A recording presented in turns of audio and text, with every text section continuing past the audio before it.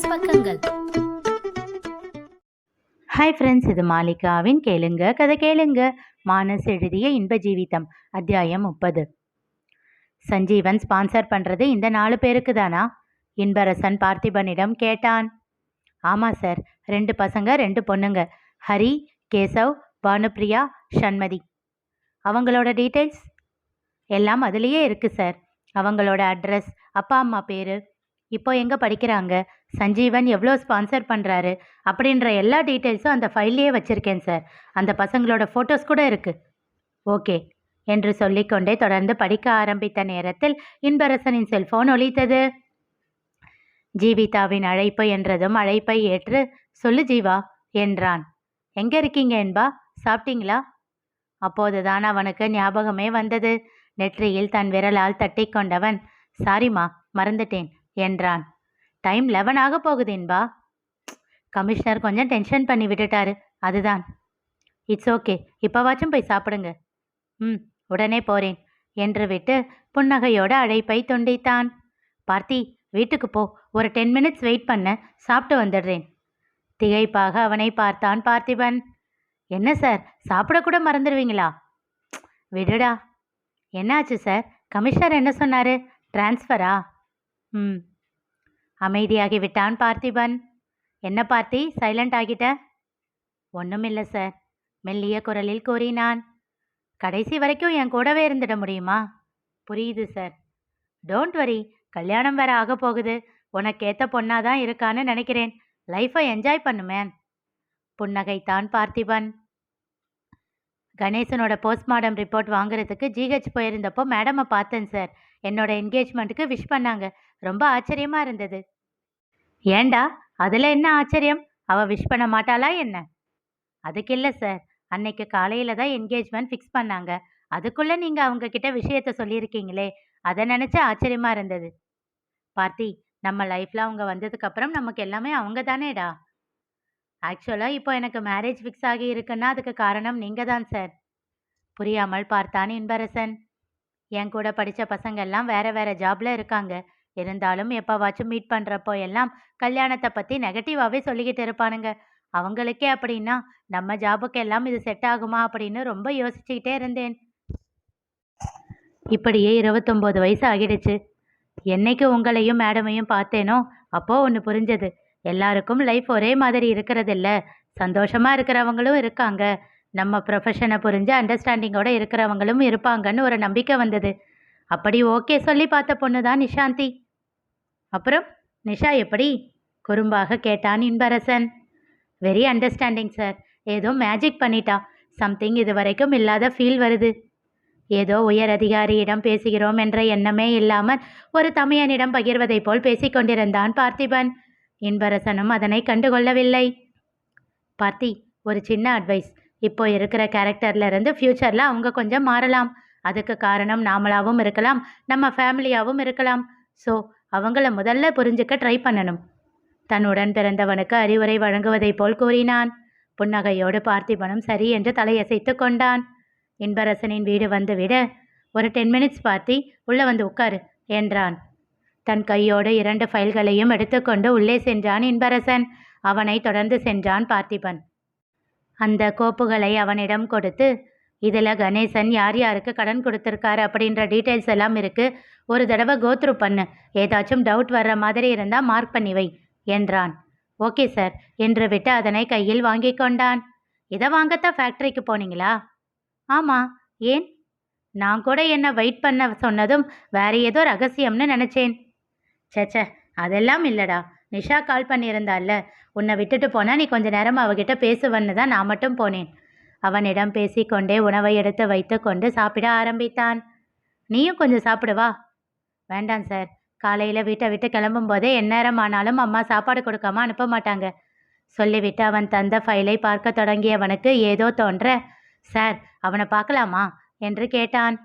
சரி என்று தலையசைத்து விட்டு சாவி இருக்கும் இடத்தை கூற, இளமாறன் இருக்கும் கதவை திறந்து கொண்டு உள்ளே நுழைந்தான் பார்த்திபன்.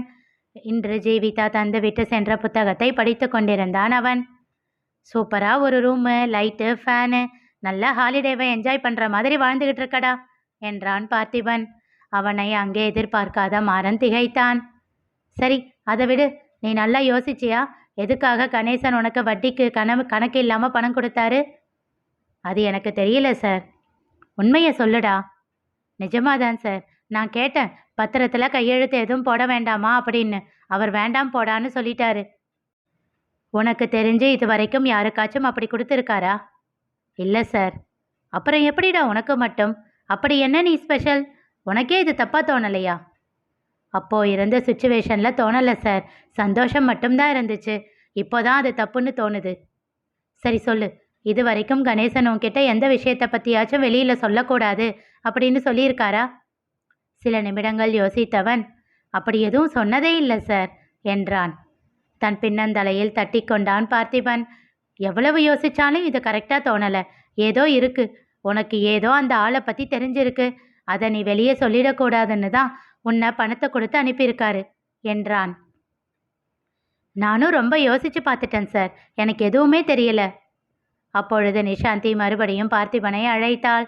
அழைப்பை ஏற்ற அவளிடம் ஒரு நிமிஷம் என்று விட்டு, இந்த ஃபைலில் கணேசன் யாருக்கெல்லாம் கடன் கொடுத்துருக்காருன்ற டீட்டெயில்ஸ் இருக்குது. இதில் பாரு. அவர் இறந்த அன்னைக்கு, இல்லை 1 நாள் 2 நாள் முன்னாடி, இதில் யாரையாச்சும் நீ சந்தேகப்படுற மாதிரி பார்த்துருந்தா எனக்கு சொல்லு என்று விட்டு 2 ஃபைல்களையும் அவன் கையில் தந்துவிட்டு வெளியில் சென்றான் பார்த்திபன். மாறன் மேலே இருந்த ஃபைலை திறந்து பார்த்தான். அதில் சஞ்சீவனை பற்றிய தகவல்கள் இருந்தன. அதையெல்லாம் படித்து கொண்டே வந்தான். அவன் உதவி செய்யும் பிள்ளைகள் பற்றிய குறிப்புகள் வர அதனையும் படித்தான். அவர்களின் பெயர்களை படித்துவிட்டு அடுத்த பக்கம் திருப்புவதற்குள் அங்கே வந்தான் இன்பரசன். என்ன பண்ற? விவரம் கூறினான் மாறன். அவன் கையில் இருந்த கோப்பை வாங்கி கொண்டவன், இது இல்லை, அடியில் இருக்கு பார், அதில் தான் அந்த டீட்டெயில்ஸ் இருக்கு, அதை பார்த்துட்டு யோசிச்சு வை என்றான். சரி என்று தலையசைத்தான் மாறன். மீண்டும் கதவை பூட்டிக் கொண்டு இன்பரசன் வெளியில் வர நிஷாந்தியிடம் பேசிப்பிட்டு பார்த்திபன் வந்தான். கிளம்பலாமா பார்த்தி? Yes sir. அந்த ஃபைல் அவன்கிட்ட இருக்கட்டும். அவன் பார்த்துட்டு ஏதாச்சும் தெரிஞ்சா சொல்லட்டும். Okay sir. இன்பரசன் சென்ற பின் அவன் தந்த கோப்பில் இருந்த பெயர்களை எல்லாம் பார்த்து கொண்டே இருந்தான் மாறன். மதியம் வீட்டிற்கு வந்தாள் ஜீவிதா. காலையிலேயே மாறன் அவளிடம் பேச வேண்டும் என்று கேட்டதால் உணவை எடுத்துக்கொண்டு அவன் அறைக்கே சென்றாள். இருவரும் ஒன்றாக சாப்பிட்டார்கள். Thanks madam. எதுக்குடா? ட்ரெஸ்ஸுக்கு, சாப்பாட்டுக்கு, நீங்கள் படிக்க கொடுத்த புக்ஸுக்கு, என்னை மதித்து என்கிட்ட பேசுறதுக்கு, இப்படி எல்லாத்துக்கும் தழுத்தழுத்த குரலில் கூறினான். நீயும் கொஞ்சம் நல்ல பையன்தாண்டா. குழலியும் இப்படி தான் மேடம் சொல்லுவா. சின்ன வெட்கத்தோடு கூறினான். அப்பா, எந்நேரமும் உனக்கு குழலி தான் இல்லை என்றாள் சின்ன சிரிப்போடு. அது சரி, அவளை எப்போ முதல்ல பார்த்த அது சொல்லு. அவனும் அவளை முதலில் பார்த்ததையும் அவள் பின்னே சுற்றி திரிந்ததையும் கூறினான். அடச்சி, இவ்வளவுதானா? இதையெல்லாம் நம்பி எப்படிடா உன்னை அவள் லவ் பண்ணா? மேடம், என் குழலியை அவ்வளவு சாதாரணமாக நினச்சிடாதீங்க. நான் எப்போ அவளை லவ் பண்ணேன் அப்படின்னு தான் இப்போ சொன்னேன். அவள் லவ் பண்ணதை சொல்லலை. பாருடா, அப்போ அதுக்கு ஒரு கதை இருக்கா? அவள் எப்போ உன்னை லவ் பண்ணா? நான் அவளை முதல் தடவை பார்க்குறதுக்கு முன்னாடியே அவள் என்ன பார்த்துருக்கா. அப்போவே அவளுக்கு என்ன பிடிக்க ஆரம்பிச்சிருச்சு. திகைத்தாள் ஜீவிதா. என்னடா சொல்கிற? ஆமாம் மேடம். ஆனால் அவள் சரியான அழுத்தம். இந்த விஷயத்தை கூட என்கிட்ட அவளா சொல்லலை. அந்த மலர் பொண்ணு தான் உளறிட்டா. சிரித்து கொண்டே சொன்னவனின் சிரிப்பு சட்டென்று நின்றது. மேடம் என்றான் பதட்டமாக. என்னடா ஆச்சு? மலர்னு சொன்னதுக்கு அப்புறம் தான் ஞாபகத்துக்கு வருது. ஒரு பொண்ணுக்காக அந்த பசங்களை அடிச்சேன்ல. ஆமாம், அந்த பொண்ணு பேர் சண்மதி. சரி, அதுக்கு என்ன? இல்லை மேடம், காலையில் எஸ்ஐ சார் ஒரு ஃபைலை என்கிட்ட கொடுத்தாரு. அதில் அந்த பேரை பார்த்தேன்.